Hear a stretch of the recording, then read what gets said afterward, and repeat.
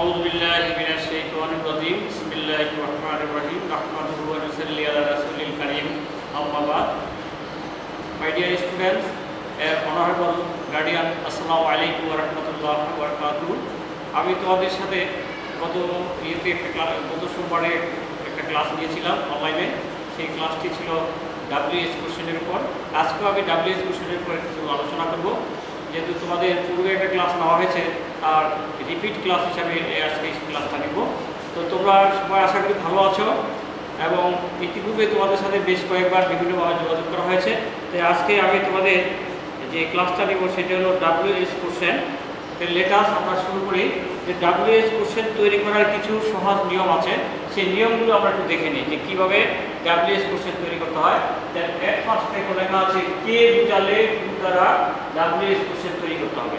অর্থাৎ সেন্টেন্সটা যদি কে দ্বারা প্রশ্নের উত্তরটা আসে, তখন এই সাবজেক্টের ওখানে কে পরিবর্তে কী করবে, হু করবে। তাহলে কে দ্বারা, কে বুঝালে হু দ্বারা WH কোশ্চেন তৈরি করতে হবে। তারপর নেক্সট নিয়ম আছে কাকে বা কার সাথে বা কার দ্বারা বুঝালে হুম দ্বারা WH কোশ্চেন তৈরি করতে হবে। কাকে কার সাথে কার দ্বারা বুঝালে হুম দ্বারা WH কোশ্চেন তৈরি করতে হবে। আমরা এই নিয়মটা একটু নিচে উদাহরণের এক্সাম্পলের মাধ্যমে আরেকটু বিস্তারিত বুঝবো। তারপর নেক্সট নিয়ম আছে কার বুঝালে হুজ দ্বারা WH কোশ্চেন তৈরি করতে হবে। তার প্রদত্ত সেন্টেন্সটি দ্বারা কি, পেশা, বয়স, উচ্চতা ইত্যাদি সম্পর্কে জানতে চাওয়া হলে সেখানে তোমার ওয়ার্ড দ্বারা WH কোশ্চেন তৈরি করতে হবে। তোমার প্রদত্ত যে সেন্টেন্সটা দেওয়া থাকবে সেই সেন্টেন্সটা যদি কি বা পেশা বা বয়স, উচ্চতা ইত্যাদি সম্পর্কে জানতে চাওয়া হয়, তাহলে সেই সেন্টেন্সটা WH কোশ্চেন তৈরি করবে ওয়ার্ড দ্বারা, মানে ওয়ার্ড দ্বারা শুরু করবে, যে ওয়ার্ড দ্বারা WH কোশ্চেন তৈরি করতে হবে। নেক্সট, যদি সময় জানতে চাওয়া হয় তাহলে তোমার কি করতে হবে, যদি সময় বা সেন্টেন্সের সময় উল্লেখ থাকে তাহলে তোমার সেটা হোয়েন দ্বারা শুরু করতে হবে, অর্থাৎ হোয়েন দ্বারা WH কোশ্চেন তৈরি করতে হবে। তারপর প্রদত্ত সেন্টেন্সের মধ্যে যদি জায়গার উল্লেখ থাকে, অর্থাৎ যে জায়গার নিচে আন্ডারলাইন করা থাকলে সেখানে জায়গা সম্পর্কে জানতে চাওয়া হবে। আর জায়গা উল্লেখ থাকলে সেখানে সেই সেন্টেন্সটা তুমি WH প্রশ্ন তৈরি করবা ওয়ার দ্বারা। তারপরে নেক্সট নিয়মটা আছে, দেখো কিভাবে, কত, কেমন, কিভাবে ইত্যাদি বুঝালে হাউ দ্বারা WH প্রশ্ন কোশ্চেন তৈরি করতে হবে। কি কি থাকলে কিভাবে, কত, কেমন, কিভাবে ইত্যাদি বুঝালে হাউ দ্বারা WH কোশ্চেন তৈরি করতে হবে। নেক্সট নিয়মটা আছে, দেখো প্রদত্ত সেন্টেন্সটি দ্বারা কেন, কোন, কি কারণে বুঝালে, কেন, কোন বা কি কারণে বুঝালে ওয়াই দ্বারা WH কোশ্চেন তৈরি করতে হবে। তারপরে নেক্সট নিয়ম আছে তোমার কোনটি বুঝালে হুইচ দ্বারা WH কোশ্চেন তৈরি করতে হবে। তাহলে এই যে নিয়ম, প্রিয় ছাত্রছাত্রীরা, এই যে নিয়মগুলো তোমরা যদি একটু ফলো করো আর এই নিয়মগুলো তোমরা একটু অবজার্ভ করে মেমোরিতে নিতে পারো, তাহলে তোমরা WH কোশ্চেন তৈরি করতে তোমাদের জন্য কোনো সমস্যা হবে না। আশা করি তোমরা এই নিয়মগুলো একটু ফলো করবে, এবং এই নিয়মের ভিত্তিতে আমি কিছু এখানে এক্সাম্পল লিখেছি, সেই এক্সাম্পলগুলো আমরা আলোচনা করবো, আর তোমরা সেগুলো ওই নিয়ম অনুসারে বাড়ির কাজ করবে এই এক্সাম্পলগুলো। যেমন প্রথমে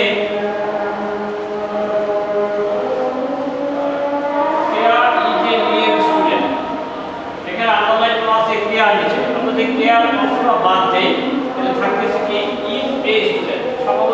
স্বাভাবিকভাবে প্রশ্ন থাকে যে কে একজন ছাত্রী, তাহলে এখানে কে বুঝাচ্ছে, সেরকম এখানে কি হবে, who is a student. Next সেন্টেন্সে আছে, দেখো কেয়ার ইজ ফ্রম খুলনা, কেয়ার খুলনা হতে এসেছে। তাহলে এখানে সমাপতিক প্রশ্ন আসতে পারে যে আমরা যদি খুলনা বাদ দিই, এই অংশটাকে প্রশ্ন করি কেয়ার কোথা থেকে এসেছে, অর্থাৎ জায়গা।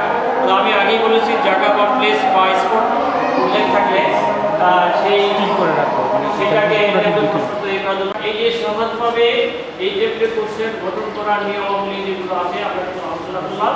এই নিয়মগুলি তোমরা একটু ভালোভাবে দেখবে এবং বুঝবে। এগুলো যদি ভালোভাবে বুঝতে পারো তাইলে তুমি এই যে কোশ্চেন তৈরি করতে তোমার কোনো ভ্যাক পেতে হবে না বা সমস্যা হবে না, তুমি নিজেই তৈরি করতে পারবে। এই নিয়মগুলি তোমরা একটু দেখবে এবং শিখবে। তারপরে এই নিয়মের ভিত্তিতে আমরা কিছু ইন্টারভিউ তোমাদের দিব, যেগুলো তোমরা এই ইন্টারভিউ করে এই বিদ্যালয়ের ফেসবুকের ইউটিউব বক্সে তোমরা সেন্ড করে দিবে, আমরা সেগুলো মূল্যায়ন করে তোমাদেরকে নাম্বার দেওয়া হবে এবং এই নাম্বারের ভিত্তিতে তোমার কিন্তু এই যে অ্যানুয়াল পরীক্ষায় তোমার চতুর্থ শ্রেণীতে বা তৃতীয় শ্রেণী থেকে চতুর্থ শ্রেণীতে উত্তীর্ণ হওয়ার জন্য এই মার্কিংটা কিন্তু তোমাদের কাজে আসবে এবং এই মার্কিংয়ের ভিত্তিতে তোমাদের মেধা তালিকা নির্ণয় করা হবে। তাহলে এখন তোমার আমরা দেখি এখানে এক্সাম্পলে কি আছে। ফার্স্ট সেন্টেন্সটা আছে care is a new student, care একজন নতুন ছাত্রী। আমরা এখানে এই আন্ডারলাইন বা দাগ দেওয়া আছে কিছু কেয়ার নিচে, কেয়ার অংশটা যদি বাদ দেই থাকে কি ইজ এ নিউ স্টুডেন্ট। এখানে কেয়ার বাদ দিলে একজন নতুন ছাত্র, স্বাভাবিকভাবে প্রশ্ন জাগে যে কে একজন নতুন ছাত্র। তাহলে এখন যেহেতু কে বুঝিয়েছেন, আমরা আগে বলেছিলাম এই নিয়মে ভুলে বলেছিলাম যে কে উঠালে টু দ্বারা ডাব্লিউএস কোশ্চেন গঠন করতে হবে। তাহলে এখানে কেয়ার উঠে যাবে, এখানে টু ইজ এ নিউ স্টুডেন্ট। তারপর নেক্সট সেন্টেন্সটা দেখো, কেয়ার ইজ ফ্রম খুলনা, কেয়ার খুলনা থেকে এসেছে। এর বাংলা অর্থ হলো কেয়ার খুলনা থেকে এসেছে। তো এখন আন্ডারলাইন বা দাগ দেওয়া আছে কিসের নিচে, খুলনার নিচে। তো এই খুলনা অংশটা যদি আমরা বাদ দেই তাহলে কি হচ্ছে, কেয়ার এসেছে ড্যাশ, অর্থাৎ প্রশ্ন থেকে কোথার থেকে এসেছে, অর্থাৎ জায়গায় নাম উল্লেখ আছে। তো আমরা আগে বলেছি বা ওই নিয়মে বলা আছে যে তোমার জায়গার নাম বা প্লেস বা স্পট বুঝালে সেখানে তোমার ডাব্লিউএস কোশ্চেন তৈরি করার জন্য হোয়ার দিয়ে শুরু করতে হবে। তাহলে এখানে এটা এই টাইপের প্রশ্ন তৈরির জন্য কি করতে হবে, যে হোয়ার ইজ কেয়ার ফ্রম, হোয়ারের পরে এই অঞ্চলের ভাষা আসবে, তারপরে সাবজেক্ট, তারপরে বাকি অংশ। কিন্তু যেটার নিচে আন্ডারলাইন থাকবে সেই অংশটা আর তোমার ডাব্লিউএস কোশ্চেন তৈরি করার সময় থাকবে না। তাহলে এটা কি হচ্ছে, where is care from. Next দেখো number C, there are 64 districts in Bangladesh, there are 64 districts in Bangladesh, অর্থাৎ বাংলাদেশে 64টি জেলা আছে। তাহলে এখন আন্ডারলাইন করা আছে কিসের নিচে, 64। এখানে দেয়ার আর ড্যাশ ডিস্ট্রিক্ট ইন বাংলাদেশ, বাংলাদেশে জেলা আছে। প্রশ্ন কি আসে যে কতটি, বাংলাদেশে জেলা আছে কতটি। আমি ওখানে নিয়মে বলেছিলাম যে কত, কিভাবে, কেমন কেমন ইত্যাদি যদি উল্লেখ থাকে তাইলে সেখানে হাউ দিয়ে শুরু করতে হবে। এইখানে যেহেতু তোমার কতটি যে বাংলাদেশে কতটি জেলা আছে, কত শব্দটি আছে, তাহলে এখানে তোমার হাউ দিয়ে শুরু করতে হবে।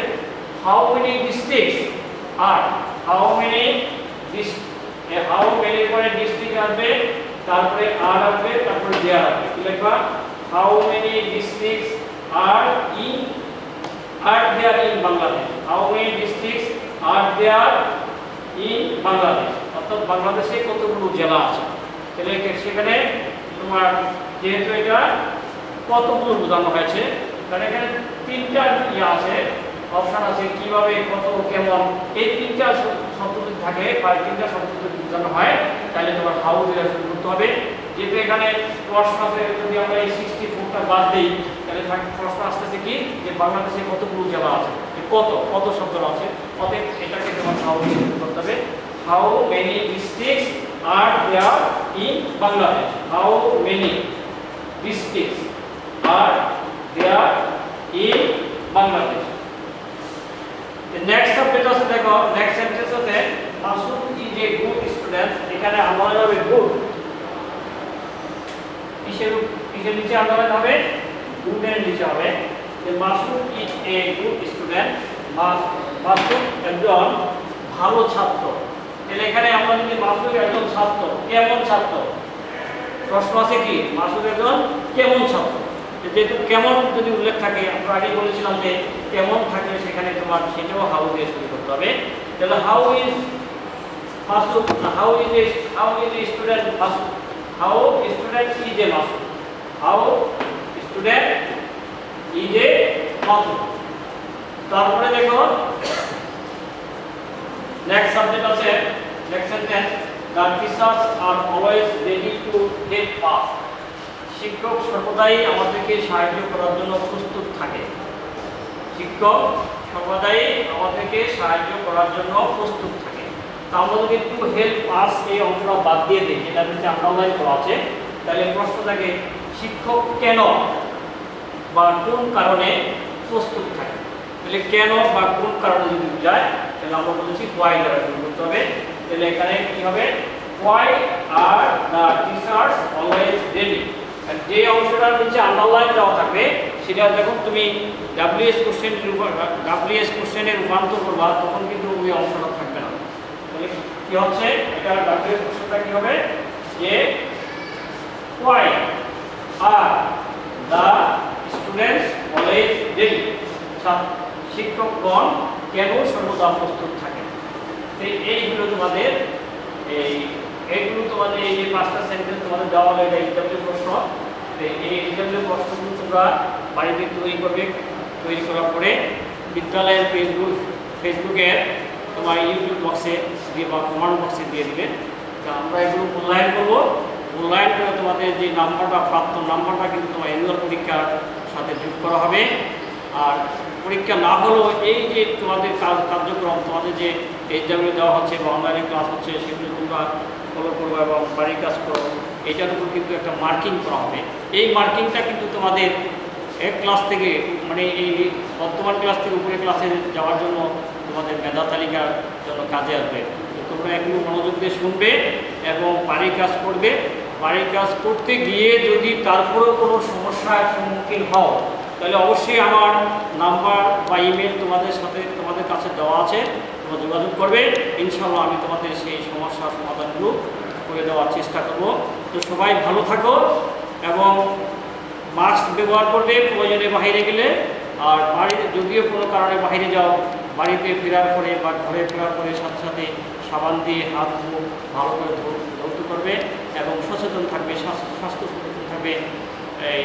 আর মহান আল্লাহর কাছে তোমরা দোয়া করবে যেন আমাদের এই বর্তমানে যে ক্লান্তিকাল চলছে বা মহামারী চলছে তার থেকে আমাদের বিশ্ববাসী বা আমাদের দেশটাকে আল্লাহ পরিত্রাণ দেন এবং আমরা সবাই সুস্থ স্বাভাবিক জীবনে আবার ফিরে আসতে পারি।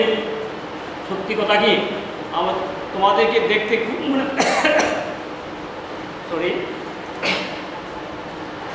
খুব মনে চাচ্ছে, কিন্তু মনে চাইলেও আমি তোমাদেরকে এই যে পরিবেশগত কারণে তোমাদের সাথে দেখা হচ্ছে না বা কথা হচ্ছে না, আমার মন খুব সবসময় আনচান করে তোমাদের সাথে দেখার জন্য।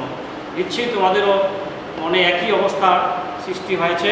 তো সবাই ভালো থাকো এবং দোয়া করো সবাই যেন আমরা ভালো থাকতে পারি। আর দেখা হবে ইনশাআল্লাহ নেক্সট ক্লাসে। আগামী দিন আমরা অন্য বিষয়ের একটা ক্লাস দেবো। ওকে, সবাইকে ধন্যবাদ। আল্লাহ হাফেজ। বাংলাদেশ। আসসালামু আলাইকুম।